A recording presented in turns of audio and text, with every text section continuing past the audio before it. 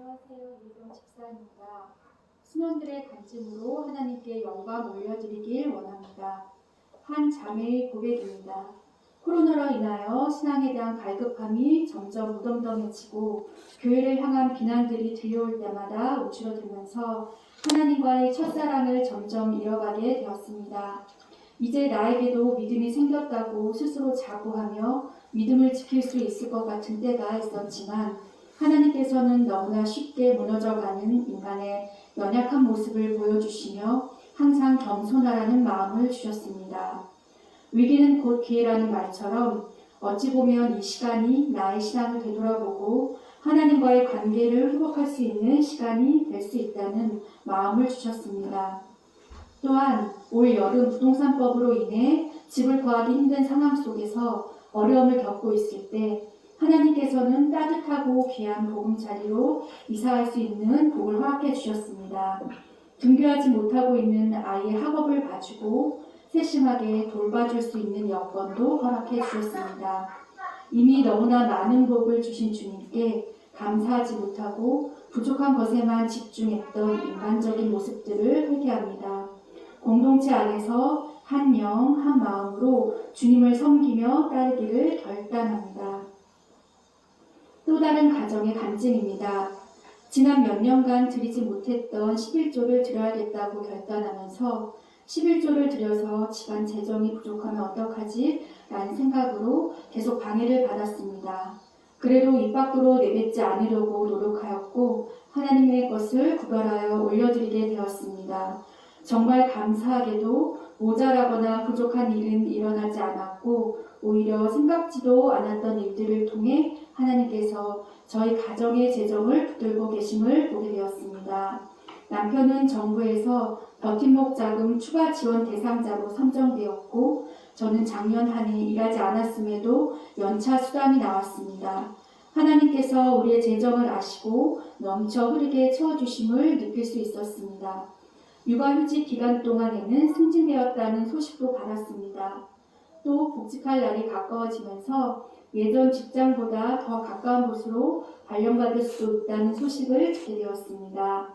남편과 신혼들과 끝까지 합심하여 하나님이 보시기에 좋은 곳으로 인도해달라고 기도하였습니다.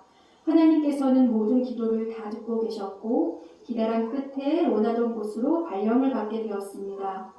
사실 규정상 육아휴직 복귀자의 보직 변경은 나라에서 법으로 금지가 되어 있어서 불가능이라 생각했는데 하나님께서는 불가능한 것도 가능한 것으로 만들어주시는 분이셨습니다. 더 감사한 것은 내가 원하는 대로 되지 않더라도 하나님의 뜻이 있을 것이라는 믿음을 허락하신 것입니다. 하나님께서는 정말 살아계셔서 역사하시고 저와 우리 가정을 정말로 사랑하심을 느꼈습니다. 우리 삶의 모든 부분을 터치하시고 간섭하시는 하나님께 감사와 찬양을 올려드립니다. 아멘. 신혼들을 통하여서 하나님께 드리는 간증이 있게 하시니 감사를 드립니다. 삶 속에서 어려운 일에 부딪힐 때마다 이길 힘을 공급해 주시고 선한 길로 인도하여 주심에 감사를 드립니다. 앞으로도 천국을 소망하며 믿음에 합당한 삶을 살기에 부족함 없는 주님의 자녀 되기를 소망합니다. 아멘. 하나님께서 주신 좋은 공동체 안에서 서로 사랑하며 하나님을 알기에 더욱 힘쓰는 순이 되길 기도합니다. 아멘. 아멘.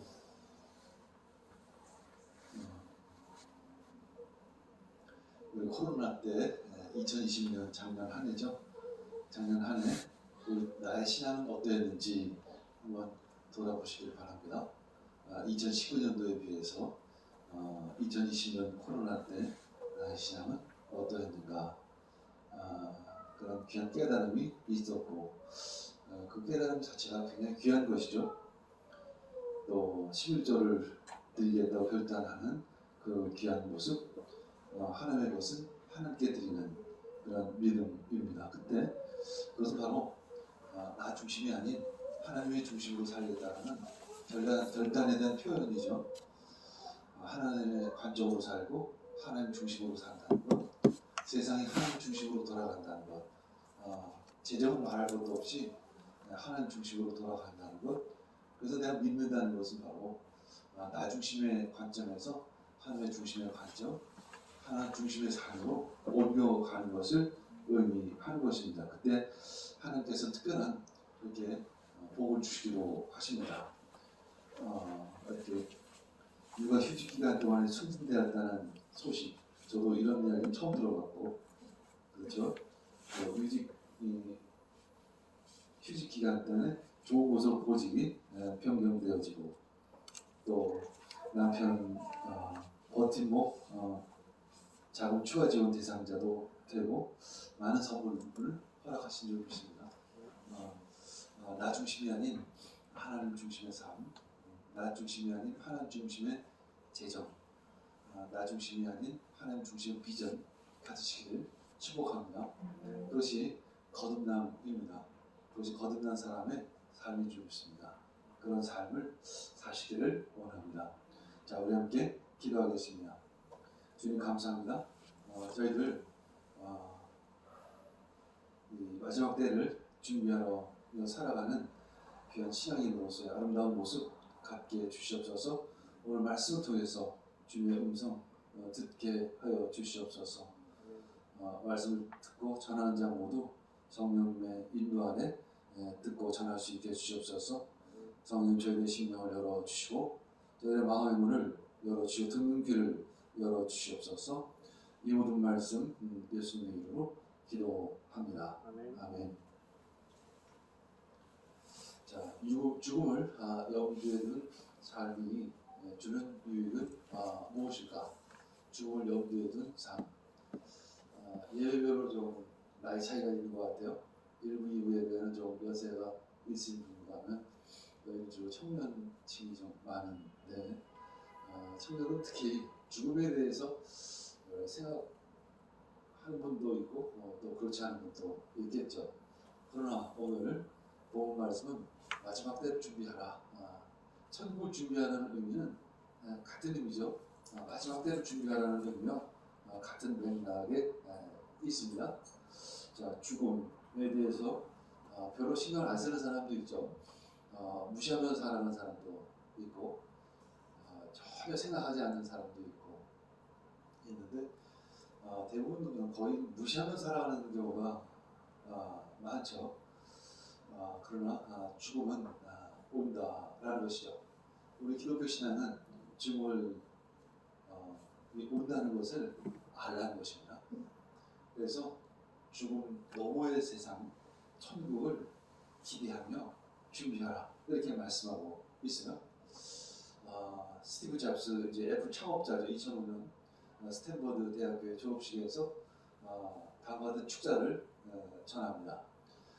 제 경험으로는 중요한 결정을 할 때 내가 곧 죽는다고 생각하는 것이 가장 큰 도움이 된다. 좋은 아이디어를 우리에게 줍니다. 저 역시 이제 이 생명의 삶에 기록되어 있는 내용인데 이걸 보고 오늘 주제를 생각할 수 있었어요. 또 외부의 기대, 자존심 두려워하는 마음은 죽음 앞에서 떨어져 나가고 진정으로 중요한 것만이 남기 때문에 그렇습니다. 죽는다는 사실 생각하는 것이야말로 무언가를 잃을까 두려워하는 함정에서 벗어날 가장 좋은 방법이다. 이렇게 축사에서 이야기를 했습니다. 이것은 굉장히 영적인 이야기이기도 하지만 상당히 현실적인 얘기이기도 해요. 굉장히 영적인 것은 사실은 굉장히 현실적입니다. 우리 세상에서 살아간다는 것이 어찌 보면 굉장히 현실적으로 살아가는 것 같지만 그것은 사실 현실적으로 살아가는 것이 아니라 현실을 무시하면서 살아가는 것입니다. 영적인 것도 무시하고 현실적인 것도 사실 제대로 바라보지 못하고 살아가는 거죠. 왜일까요? 죽는다는 것은 현실이죠. 근데 죽는다는 것조차 인정하지 않고 살아간다는 거. 자, 그러면 팀 켈러 목사님은 이렇게 이야기를 합니다. 죽음 앞에서 어느 것도 의미 있는 것은 없다. 사라지지 않는 것이 없다. 이 생의 모든 것은 우리 곁을 떠난다. 그러나 오직 뭐만 남죠? 하나님의 사랑만이 우리 안에 남아있고 천국에 가면 우린 그 하나님의 사랑 안에서 영원히 살아가게 되는 거죠. 그것이 현실이에요, 사실은. 현실이고 믿지 않는 사람은 어디까지만 믿냐면 죽으면 아무것도 남는 것이 없다라는 것까지만 아는 거죠. 그러나 어쨌거나 죽으면 아무것도 남는 것이 없다라는 것까지 아는 것조차도 사실 중요한 부분이에요. 근데 그것조차 무시하고 살아가는 비현실적인 사람이 참 많이 있는 거죠. 자, 우리가 죽음이 있다는 것, 우리는 죽는다는 것을 전제로 한 삶이 주는 유익은 도대체 무엇일까? 첫 번째, 인간이 참 유한하다는 것, 한계가 있다는 것을 인정하는 것이죠. 젊었을 때 나름대로 열심히 성공을 위해서 추구하면서 살아갈 때는 꼭 내가 유한하다는 것을 잘 인정하지 못할 때가 있어요. 이제 기껏해야 이제 대학에 몇 번 낙방하면 내가 시려웠구나, 나 머리 나빠, 뭐 이런 정도이죠. 여기서 얘기하는 유한하다는 것은 근본적으로 한계가 있다는 것을 이야기합니다. 성공을 했든 성공을 하지 못했든 좋은 대학을 들어갔든 못 들어갔든 뭐 돈이 많든지 없든 관계없이 인간은 참 유한하다는 것을, 그 얘기는 뭐냐면 결국 그래서 난 구원이 필요해 라는 것입니다. 나는 구원이 필요해. 구원이 필요하다는 것은 무엇일까? 더 이상 나 중심의 삶은 의미가 없어. 그건 있을 수도 없어 라고 인정을 하는 것입니다. 모세가 옛날에 왕자였을 때 세상이 마치 자기 중심으로 돌아가는 줄 착각했죠. 이건 착각이었습니다. 더구나 왕자이기 때문에 더 착각할 수 있는 여지가 좀 있었죠. 그래도 근데 왕자에서 쫓겨나자 이 세상의 중심은 내가 하는구나, 그것을 깨달은 것입니다. 그리고 호렙산에서 여호와 하나님 만난 것이죠. 그런 만남과 동시에 그런 깨달은 게 뭐냐면 이 세상의 중심은 하나님이시구나. 그리고 하나님 우리에게 또 알려주기를 원하시는 것은 이 세상의 중심이 바로 왕이 아니라 바로 여호와 하나님 나라라는 것을 보여주기를 원하신 거예요. 그리고 너는, 모세를 비롯한 이스라엘 백성들은 이제 새로운 삶을 살아가야 한단다. 그 적과 꿀이 흐르는 가나안 땅에 올라가서 너희는 새로운 삶을 살아가야 하는데, 그 땅은 어떠한 땅이냐면 위하신 하나님, 내가 중심되는 그런 나라란다.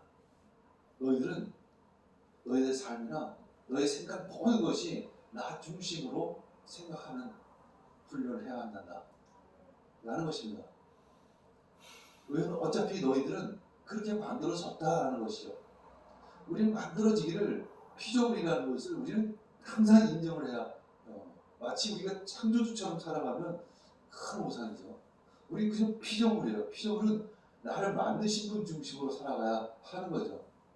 우주 만물을 운행하시는 분, 그분의 계획, 그분의 뜻대로 다스리시는 분, 그분 안에 들어가는 것이 바로 축복이죠.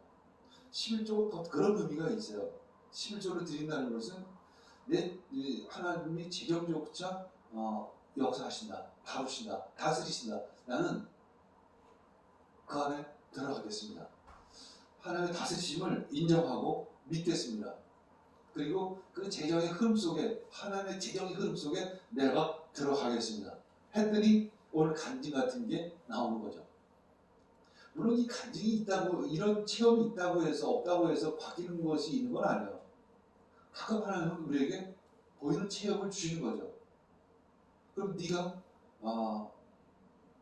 나 중심의 삶을 살기로 결단했을 때 난 이런 것을 줄 수 있다라고 가끔은 샘플로, 표적으로 주시기도 하는 거예요. 결국 우리의 거듭남은 나 중심에서 하나님 중심의 삶을 살겠다고 결단하는 것이 하나의 결과인 것입니다. 두 번째, 죽음이라는 것을 통해 우리는 서로 공감할 수 있어요. 부자나 가난한 자나, 있는 자나 없는 자나, 높은 자나 낮은 자나 죽음 앞에서는 다 똑같다라는 것을 알게 됩니다. 여기서 이 죽음이라는 것을 너무 이제 목숨이 끊어지는 것만 생각할 필요가 없어요.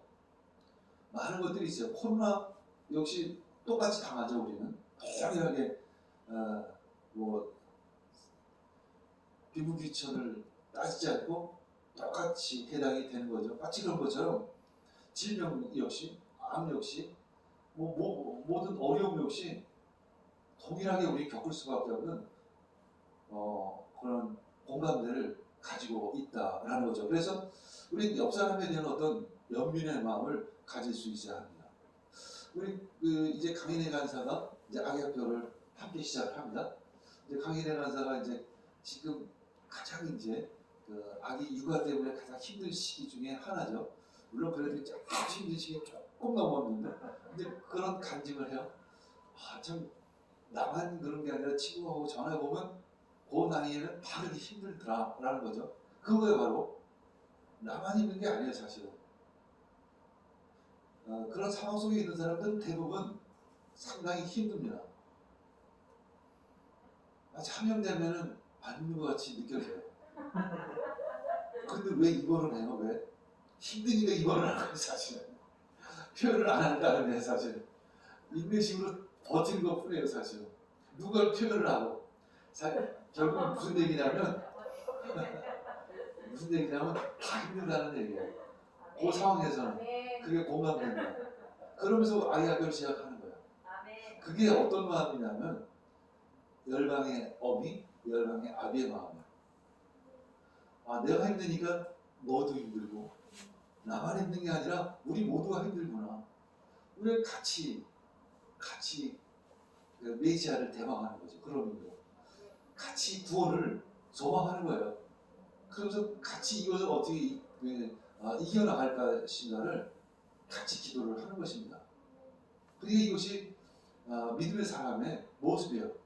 그러면서 함께 이게 공동 육아가 될 수도 있겠지만 그거 어떤 작은 부분이겠지만 하여간 이런 것들이 어떤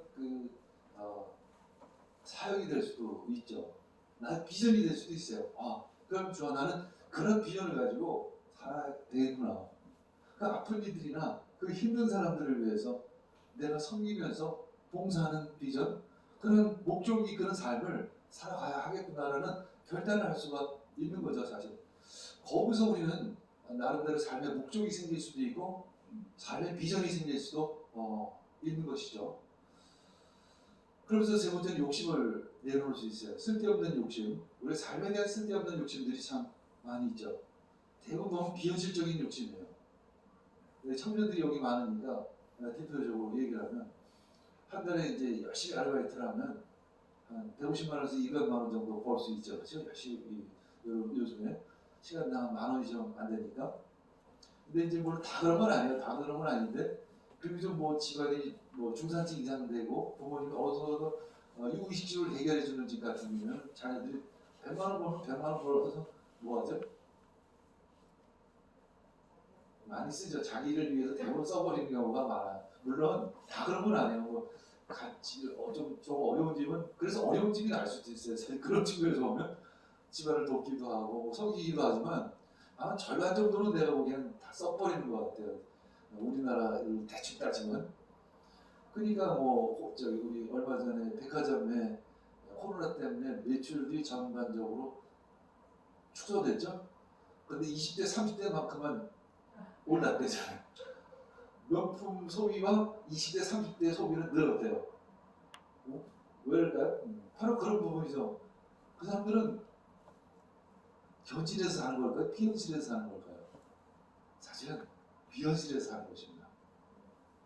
딱 결혼함과 동시에 그런 비현실에서 다 사라지죠. 150만 원을 내 맘대로 쓰던 사람이, 아니 50만 원을 내 맘대로 쓰던 사람이 딱 결혼을 하면 30만 원조차 내 맘대로 쓸 수 있는 돈이 없어요. 사실 따지고 보면. 그렇죠? 강인에 간 사람 그렇죠? 그걸 강인에 간 사람 아니라 나도 그래요. 나도 내가 평생을 30년 40년을 열심히 살고 그래도 많이 벌었잖아요. 그런데 내 맘대로 쓸 수 있는 돈은 30만 원. 나머지는 공동으로 같이 쓰는 돈이고 물론. 그리고 그러니까 100만 원, 200만 원 마음대로 쓰는 청년들은 부모가 의식주로 다 대주니까. 그러니까 결혼이라는 게 두려울 수밖에 없는 거예요. 결혼을 할 수가 없죠. 현실이 딱 부딪히니까. 그건 거의 죽음이죠, 그 사람에게는. 죽음이죠. 그런 의미에서 젊은이들이 지금 가지고 있는 불만이나 불평이 많은 얘기도 있어요. 부동산 값이 오르고 취업하기 오르고. 그러나 굉장히 현실하고 맞지 않는 그런 삶을 지금 살아가고 있는 분도 있다는 거죠. 이제 현실이 무엇인지를 아는 것이 굉장히 중요하죠. 그런 의미에서 난 그런 얘기를 해서 난 30대 한 중반 정도에 대학 교수였죠. 그때 30대 초반에 대학 교수가 됐으니까 중반에 딱 그런 생각을 했어요. 아, 쓸데없는 욕심을 내려놓자. 쉽게 해서 이 카드조차 이거는 거의 사람을 종로 못하게 만들더라고요. 첫 달에 쓰고 그 다음 달에 그것을 메꾸지 않으면 안 돼. 계속 이런 난 그런 삶을 살기 싫다. 어떤 그런 결심들이 생기기 시작을 했어요. 그것은 꼭 신앙인이라서만이 아니라 결정으로 바로 그래요. 난 그렇게 살고 싶지 않아라는 생각이 들더라고요. 이것을 이제 그래야 내가 그만두고 싶어도 그만둘 수 있고 다른 일을 하고 싶어도 다른 일을 할 수 있는 거죠.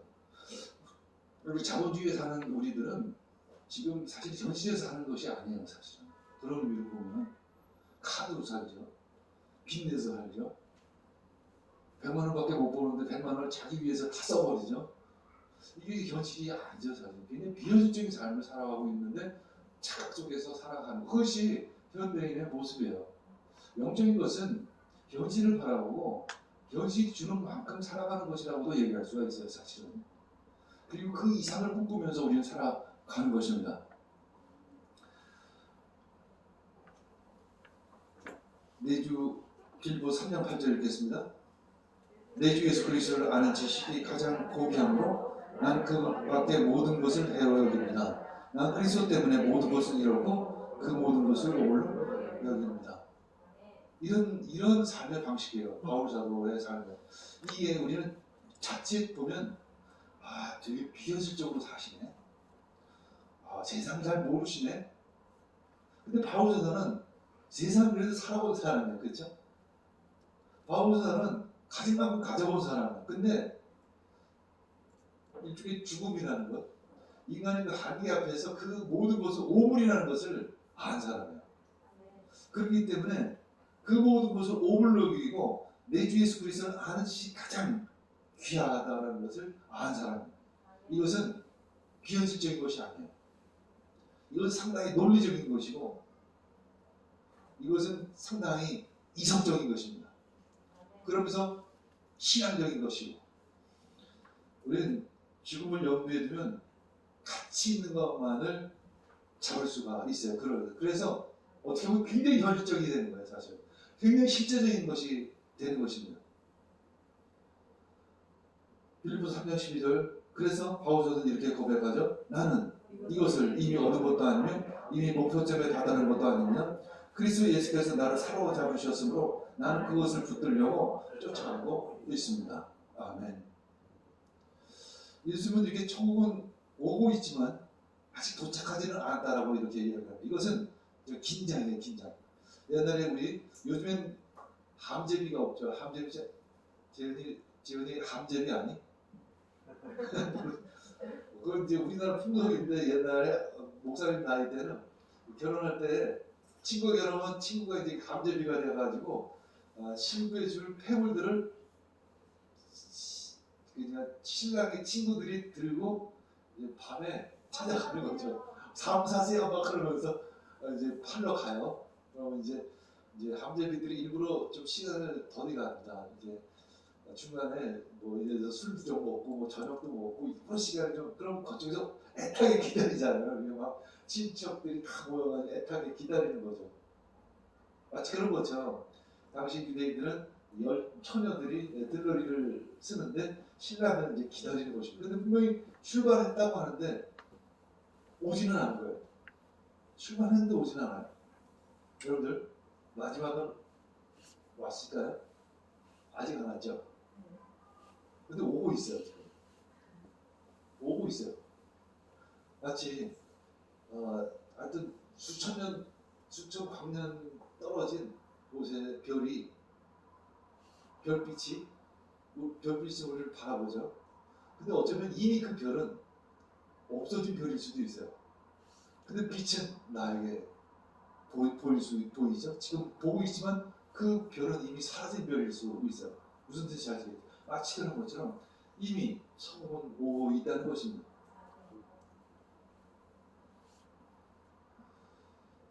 그래서 신랑이 늦어지니까 처녀들은 졸다가 잠이 들었습니다. 근데 10처녀가 모두 잠이 들었다는 거예요. 잠들 수는 있다는 거예요. 그러나 중요한 것은 잠들기 전에 준비를 완벽하게 했느냐 안 했느냐가 참 중요하죠. 코로나는 누구나 당할 수 있어요. 그러나 준비를 했느냐 안 했느냐가 참 중요합니다. 코로나는 우리들에게 작은 죽음을 준 거예요. 사실은 죽음이라는 어떤 거죠. 사실 죽음이에요. 그렇기 때문에 두려운 거죠. 내가 걸릴까봐. 걸리면 잘못하면 죽는다. 그런 본능적인 생각들이 있는 거예요. 그래서 지금 죽음이 온 거예요. 죽음에 대한 반응이 우리들이 있었죠. 작년 2020년도에. 그 기독교 인구 중에 15%가 뭐 떨어져 나갔다는 얘기가 있었습니다. 그건 이미 어쩌다 보면 아닌 거였어요. 처음부터. 아니 어떻게 코로나가 왔다고 왜 떨어져 나가요? 그건 처음부터 아니었던 거지. 그거 하나도 두려워할 게 아니라는 것입니다. 더 떨어져 나갈 수도 있어요. 사실은. 한국 10처녀 중에 5처녀는 슬기롭고 5처녀는 미련했다고 얘기를 하잖아. 여기서만 해도 50대 50을 얘기하시는데 긴장감입니다. 중요한 것은 우리가 긴장감을 가지고 준비를 했느냐 이런 질문을 우리에게 하시는 것입니다. 그 함재비가 와야 되는데 도대체 왜 안 하고 도대체 막 그러면 와야 되는데 왜 안 오냐고 막 친척끼리 막 전화하고 난리가 나요. 근데 함재비들은 전화도 안 가요. 뭐 그때는 핸드폰도 없었지만 전화도 안 되지. 뭐 도대체 어디서 뭐 교통사고 하는 날 가끔 그런 얘기도 해요 진짜. 주소를 왜냐면 친구들이 주로 친구 주소를 집을 모르잖아요. 주소만 나중에 찾아오는 거야. 그러니까 얘네들이 다른 데를 갔나 막 이런 생각을 막 긴장감이 거기서는 있었나. 그런 긴장감이 굉장히 중요한 거예요 신앙에서는. 그것이 영적인 긴장감이 대단히 중요한 거예요.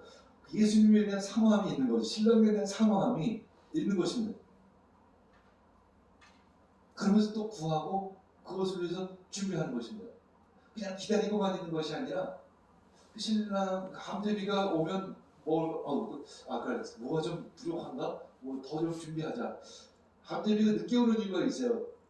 좀 더 돈을 더 챙기려고 반값을 좀 더 받으려고 일부러 좀 늦는 거예요. 그러면 손님들이 더 많이 오고 그러면 사람들이 더 이렇게 그래서 내가 좀 더 준비했어야 되는데 덜 준비했나? 그러면서 뭐 그때 뭐 아는 사람들 돈을 빌리기도 하고 봉투에 더 집어넣기도 하고 막 이렇게 하는 거죠.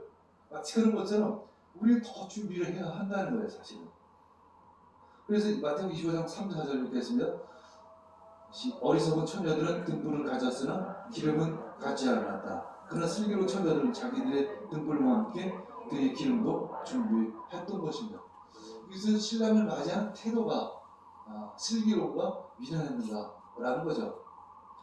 그래서 여분의 기름을 준비한 처녀들에게 나를 좀 빌려달라고 좀 그랬더니 그 여유가 있는 처녀들조차 내가 이거 너희들에게 나눠주면 우리도 제대로 신랑을 맞이할 수가 없다.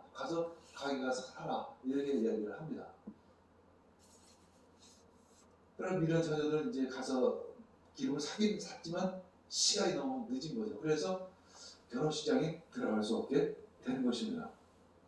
결국 미련 5처녀는 보기에는 하나님의 사람처럼 보였지만 실패한 사람들의 이야기예요. 그냥 우리 아까 그 간증에도 있었지만 코로나라는 게 오니까 내가 신앙이 좋은 줄 알았는데 내가 흔들리는 것을 느꼈다. 이것은 대단한 고백이에요 사실은. 이것을 깨닫는 것조차 굉장히 귀한 부분이죠.